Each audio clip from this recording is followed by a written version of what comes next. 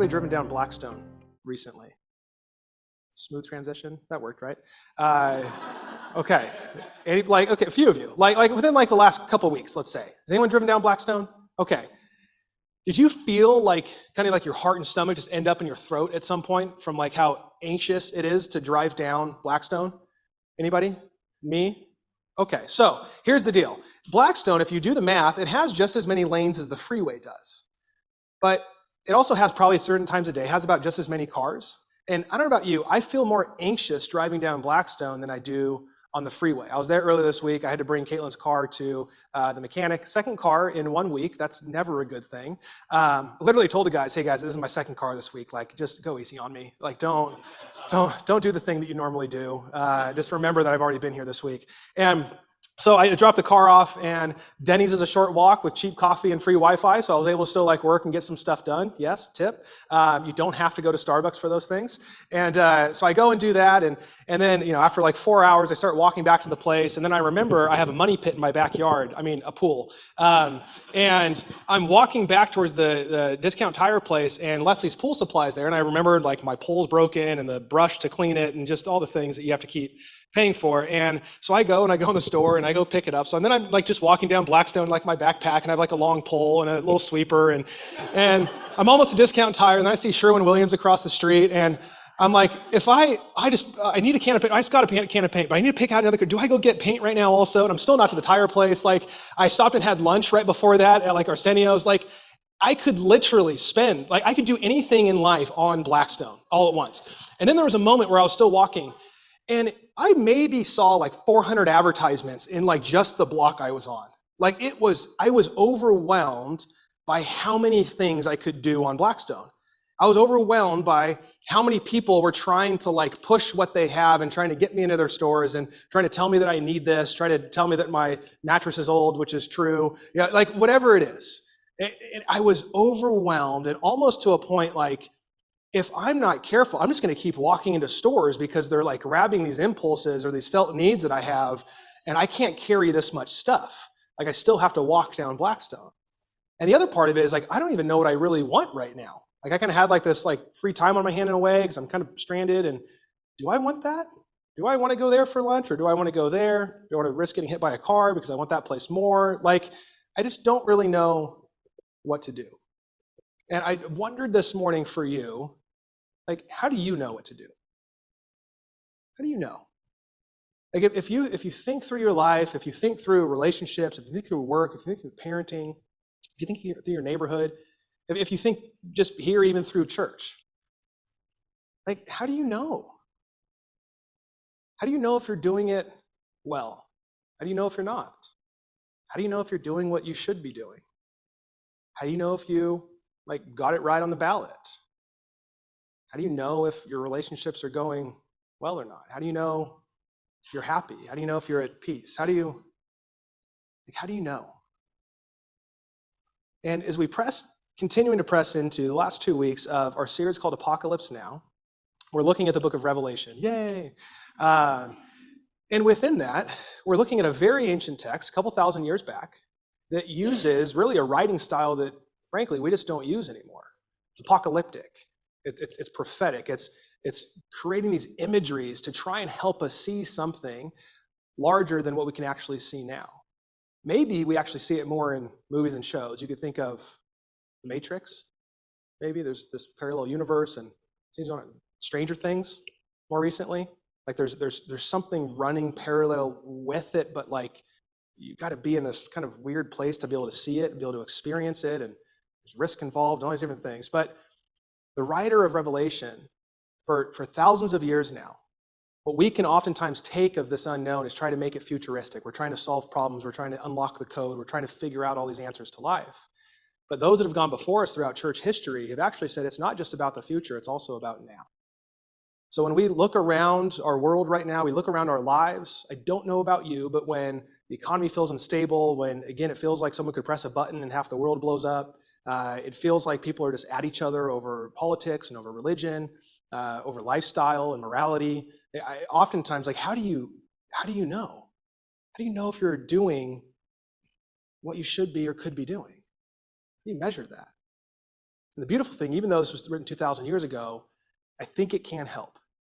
But it takes a little bit of work because it sounds a lot like this. So in Revelation 13, the dragon stood on the shore of the sea, and I saw a beast coming out of the sea. It had 10 horns and 7 heads with 10 crowns on its horns, and on each head a blasphemous name. The beast I saw resembled a leopard, but had feet like those of a bear and a mouth like that of a lion. The dragon gave the beast his power and his throne and great authority. One of the heads of the beast seemed to have had a fatal wound, but the fatal wound had been healed. The whole world was filled with wonder and followed the beast. People worshiped the dragon because they had given authority to the beast. And they also worshiped the beast and asked, who is like the beast? Who can wage war against it? The beast was given a mouth to utter proud words and blasphemies and exercise its authority for 42 months. It opened its mouth to blaspheme God and to slander his name and his dwelling place and those who live in heaven. It was given power to wage war against God's holy people and to conquer them. And it was given authority over every tribe, people, language, and nation. All inhabitants of the earth will worship the beast, all whose names have not been written in the Lamb's book of life, the Lamb who was slain from the creation of the world. Whoever has ears, let them hear. If anyone is to go into captivity they will go. If anyone is to be killed with the sword, they will be killed. This calls for patient endurance and faithfulness on the part of God's people. Now, if you're like me, you're like, what? What calls for patient? I don't know what just happened. And now, like, you're talking to me, what do I do with that? But we're only halfway there. Let's keep going. Then I saw a second beast coming out of the earth. It had 2 horns like a lamb, but it spoke like a dragon. It exercised all the authority of the first beast on its behalf and made the earth and its inhabitants worship the first beast whose fatal wound had been healed. And it performed great signs, even causing fire to come down from heaven to the earth in full view of the people. Because of the signs it was given power to perform on behalf of the first beast, it deceived the inhabitants of the earth. It ordered them to set up an image in honor of the beast who was wounded by the sword and yet lived. The second beast was given power to give breath to the image of the first beast so that the image could speak and cause all who refused to worship the image to be killed. It also forced all people, great and small, rich and poor, free and slave, to receive a mark on their right hands or on their foreheads. This calls for wisdom. Let the person who has insight calculate the number of the beast, for it is the number of a man. That number is 666. If you have a friend who's like wanting to explore Jesus and start reading the Bible, I wouldn't recommend you send them here. Okay, let's be clear. But like again, this calls for wisdom. What calls for wisdom? I don't know what just happened. Now, just for fun, we get probably a very famous text, yet I don't know if you've ever even read it, but this idea of a beast and the number 666. Do you heard that before? Like, is it familiar? It's there, right? But like, have you read it? Have you actually sat with this text and done it? I would say probably most not, for good reason. Real quick, just for fun, I rattled off a couple weeks ago. Who have you heard to be like, this is where we get the reference of like an antichrist? Who have you heard is an antichrist? Anybody, shout him out. Ronald Reagan. The Pope. Keep going. Barack Obama. Who? Elon Musk. Donald Trump. More? I've heard Oprah Winfrey before. That's another one. Anybody else? I'm sure there's more, and we're just talking really in the last like 30 years here. But you just keep going. Hitler. Stalin. Like, these are the antichrists. Okay? Now, while we could go down that route and try and do those things that weren't really helpful for anybody, I would recommend we go this route, and the Bible Project is going to help us make sense of this in a much shorter time than I can. Let's go ahead and play that. John's next vision retells the story of the same conflict, but this time in the earthly symbolism of Daniel's animal visions. John sees 2 beasts empowered by the dragon. One of them represents national military power that conquers through violence. The other beast symbolizes the economic propaganda machine that exalts this power as divine. And these beasts demand full allegiance from the nations, and that's symbolized by taking the mark of the beast and his number, 666, on the forehead or hand. Now, this is an infamous image, and you won't discover its meaning by reading news headlines. John's making a clear Hebrew Old Testament reference here. First of all, this mark is the anti-Shema. The writing on the forehead and hand, it's a clear reference to the Shema, an ancient Jewish prayer of allegiance to God that's found in the book of Deuteronomy. This prayer also was written on the forehead and hand as a symbol of devoting all your thoughts and actions to the one true God. But now the rebellious nations demand their own allegiance, and they force everyone to decide who they will follow. Then there's the number of the beast, which has fascinated readers for thousands of years. But this was not a mystery to John. He spoke Hebrew and Greek, and Hebrew letters were also numbers. If you spell the Greek words Nero Caesar and the word beast in Hebrew, each one amounts to 666. Now, John isn't saying that Nero was the only fulfillment of this vision. Nero's just a recent example of the ancient pattern set out by Daniel, that the nations become beasts when they exalt their own power and economic security as a false god and then demand total allegiance. So Babylon was the beast in Daniel's day, but that was followed by Persia, followed by Greece, and now Rome in John's day. And so it goes for any later nation that acts in the same way. John's next vision retells this. That's helpful, right? In like a condensed minute and a half. That's a lot different than accusing like Oprah Winfrey to be an antichrist, right? Like, I don't know why we do these things. But what he's really saying is that it was true in his time, it was true in the time before him, and it's true in our time. Last week, we talked about the cosmic battle going on, the spiritual realities that are oftentimes what we cannot see, and that's one of the things that John of Patmos says is going on. And at the same time, he's saying that there are things we can see in the systems that we reside in, where power can be held, power can be wielded, power can be taken advantage of. I mean, we can obviously think about presidencies and nations and so many different things. We could also think about like little kids' soccer leagues and like HOAs. Like organized things that are intended to be good that just end up becoming really bad and really weird. And what we start to see are these many kingdoms set up that, again, were true 2,000 years ago and are still true today. And so John of Patmos is asking us, where's our allegiance? I'm going to read a very long quote, okay? Hang in there with me. I think this will make sense eventually. It made sense when I put it in the page. So we'll see. We can understand the dilemma faced by those Christians back then, a couple thousand years ago. We like to think that we would always choose the reality and reject the parody. The author's picking up, he wrote about a previous parody in which we kind of curate a world of power and good and things that end up being evil. It's almost a fake God in a way. That is the parody. But would we? When we ask ourselves where similar key issues emerge and challenge us today, it may not be as clear-cut as we would like to think. And it's quite possible that many Christians in the first century felt that too. Does it count as a compromise if I use Caesar's coinage, even though it has words like Son of God stamped on it? Is it a compromise if I put my stall out by the side of the road during one of the great imperial festivals to catch the crowds as they were going to the temple, even if I don't go myself? Will it matter if I buy a slab of meat in the market, even though I know it will have been offered in sacrifice in Caesar's temple just up the road? For us, does it matter if we buy a newspaper which openly mocks the Christian faith and promotes every other way of life imaginable except the Christian one, even if all I'm going to read is the sports news?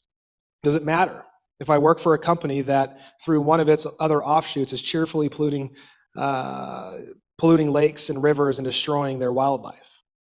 Should I be worried that my bank is a major investor in companies that work in parts of Latin America where labor laws are practically non-existent, allowing them to get away with virtual enslavement of local populations?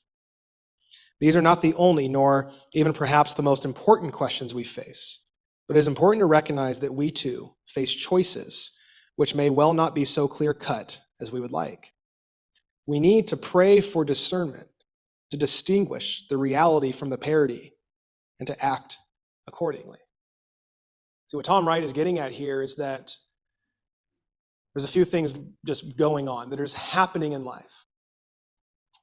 And we as Christians, or maybe better said, Jesus followers, if we're not paying attention, there's a whole world that's happening that if we just kind of take the posture of just good enough to get by, and just keeps going with the things around us of trying to achieve more and trying to impress more and trying to do more and keep climbing the corporate ladder, keep burning yourself out, keep trying to impress people. Just for a couple of examples, like if we just keep going with what's happening, do we ever stop to ask the question, who are we being obedient to? At what point does your world feel like Blackstone? Your social media feed, we're very close to elections picking back up. You have certain friend groups and people you work with. And at some point, it might be worth stopping to ask the question, what decisions am I making? Because there's ones that we could make that are probably more popular, and ones that are going to cost you less, and ones that might feel good intermittently. And then sometimes the bad news is that there's other choices to follow the ways of Jesus. And for a world that throughout history has operated trying to be good, trying to do right, but then evil continues to prowl its way through, how do you know? How do you know what to do? And this is where I think John of Patmos picked up these two quotes to kind of cap both of those passages off. Right at the end of the first beast, this calls for patience, endurance, and faithfulness on the part of God's people. At the end of the second beast, this calls for wisdom. Let the person who has insight calculate the number of the beast, for it is the number of a man. Patience, endurance, faithfulness, wisdom. Calculate. John seems to be saying that to follow the ways of Jesus, like, you need to be trying. Like, there's actually things that you need to be paying attention about and asking questions and talking with other people and praying about. Not just kind of going with what feels good. Not just going with what is popular. Not just going with what your favorite news outlet is saying. Because if you think through, even the early church, it was filled with propaganda. From Caesar to Nero, which actually Nero they consider one of the most brutal, actually insane people. If you want to talk about it being hard to be the church and following the ways of Jesus, imagine knowing that there's an emperor who will kill you, put your head on a stake, and use it as lighting at his garden parties. You want to talk about an oppressed church and cost to following the ways of Jesus. Wisdom, discernment, faithfulness, patience. And I know we don't feel that as much because I don't think anyone here walks around in their week and anyone is telling them or making them like denounce Jesus. I don't know, maybe that's a rare thing. But what I can imagine more, if you're anything like me, is people, whether knowingly or not, they're maybe asking you to compromise. They're not asking you to denounce Jesus, but maybe they're asking him to just kind of make him a little bit smaller than the centrality of your life. Oh, well, yeah, I mean, you could, and I get it, but if you just, and well, would he see it that way? I don't think he would. And you just keep going round and round and round and round. And then we just start to kind of go with the flow. And again, you have information coming at you left and right, trying to tell you what to think, what to do, that you're not enough, that you need more, that you need to fix other people, you need to correct other people, you have to stand for your truth.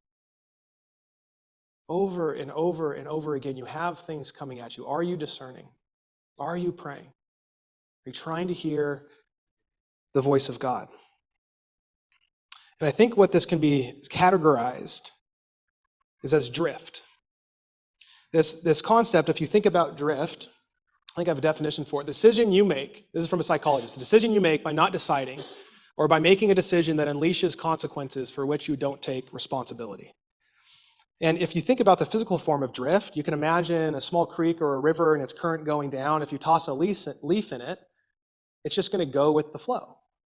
Right? That leaf actually has no ability to make a move other than just go with what's going on.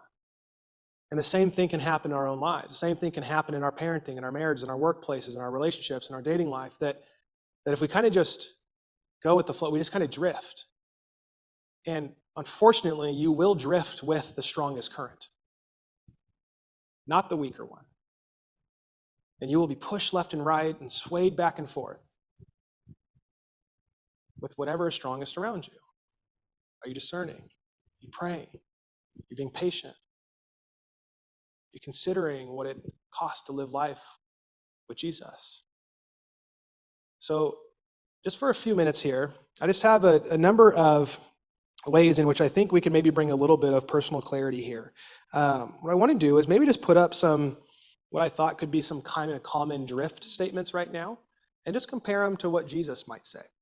And this is one way that I think we can gain clarity, because Jesus is so loving and gracious and like says that he has plans for us. He wants us to prosper and to have fullness of life. He wants to see relationships reconciled. He wants to see injustice wiped out. He wants to see the oppressed lifted up. He wants to see the mourning without tears. Like, if you keep going, Jesus is good and wants good for you and I. So when he says these things, while they feel contradictory and maybe really hard, it's actually the best invitation we could ever receive. But we need to be discerning with wisdom and considering what it looks like to be patient and faithful if we want to see more beauty and goodness around us and in us. So just a few of these. We'll sit with each one for a moment. Drift statement. I can be my best self by trying harder and achieving more. Jesus says, I am the vine, you are the branches. If you remain in me and I in you, you will bear much fruit. But apart from me, you can do nothing.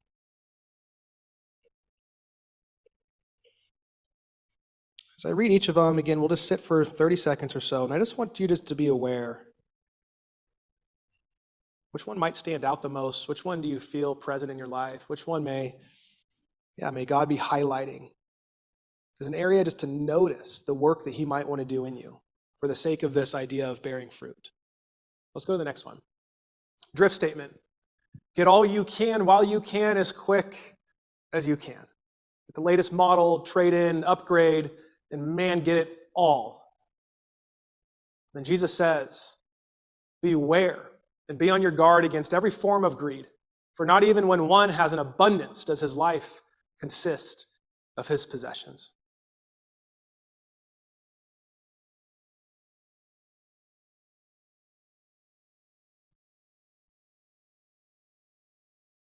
Next one. Your desires and wants are best for me and others. My desires and my wants are best for me and others. Jesus says, if any man or woman will come after me, let him deny himself and take up his cross daily and follow me.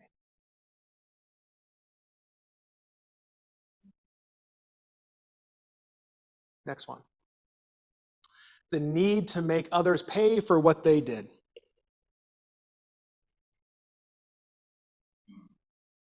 And Jesus says, and when you stand praying, if you hold anything against anyone, forgive him, so that your Father in heaven may forgive you your sins. But if you do not forgive, neither will your Father who is in heaven forgive your sins.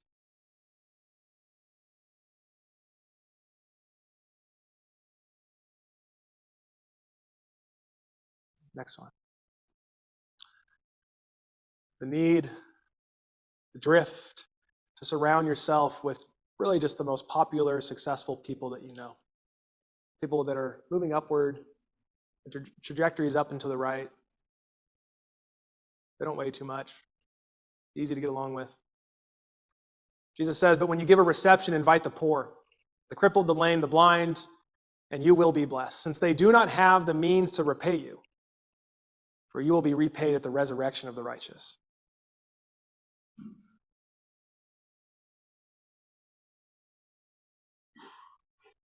Next one. Drift. To stay quiet about your faith so as not to insult anybody. Jesus said, go into all the world and preach the gospel to all creation.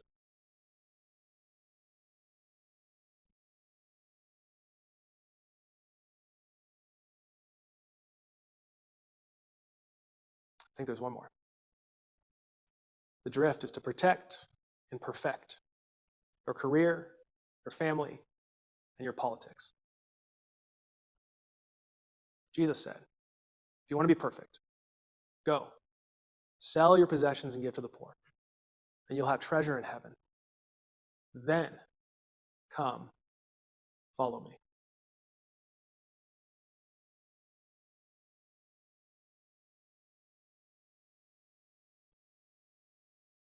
Is that the last one, Stephen?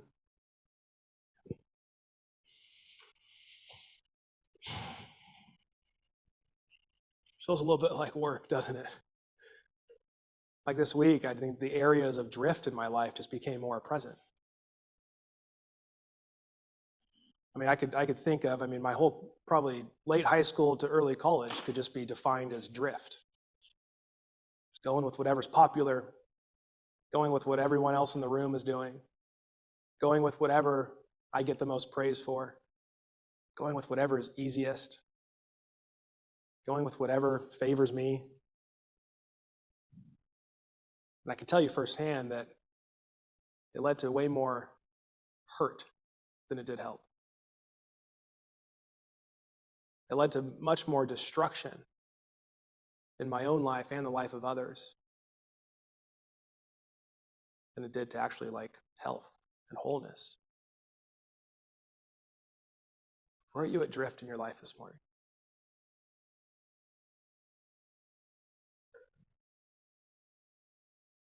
Where are you at drift?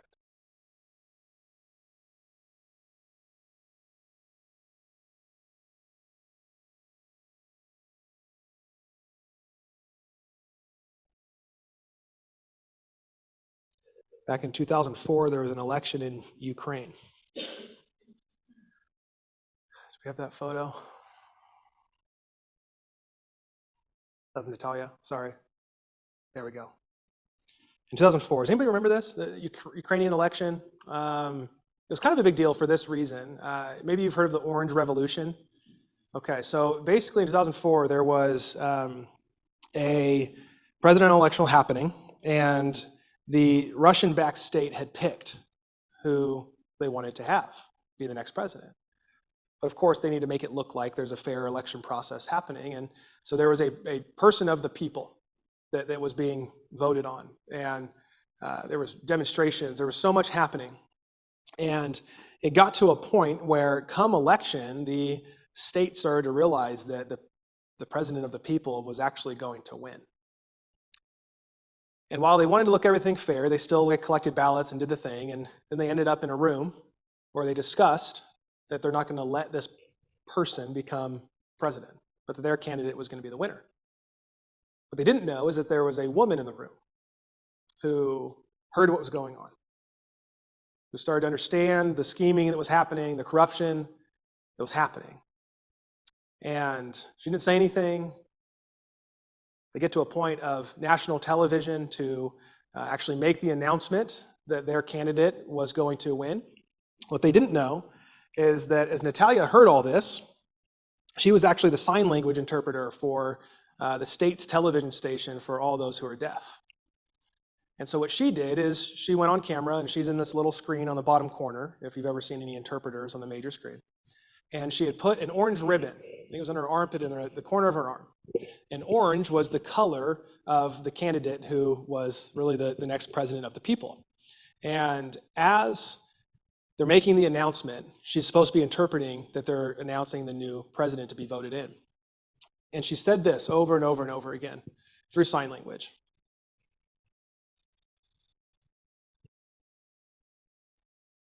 Everything you have heard so far in the news was a total lie.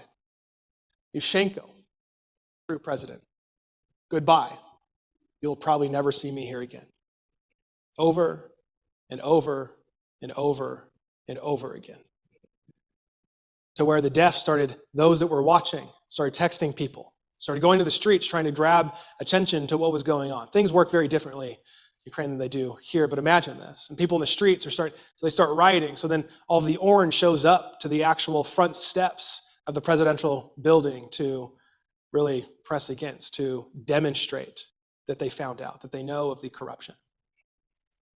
She stood there in a very small screen saying that what's happening on the big picture is not actually true.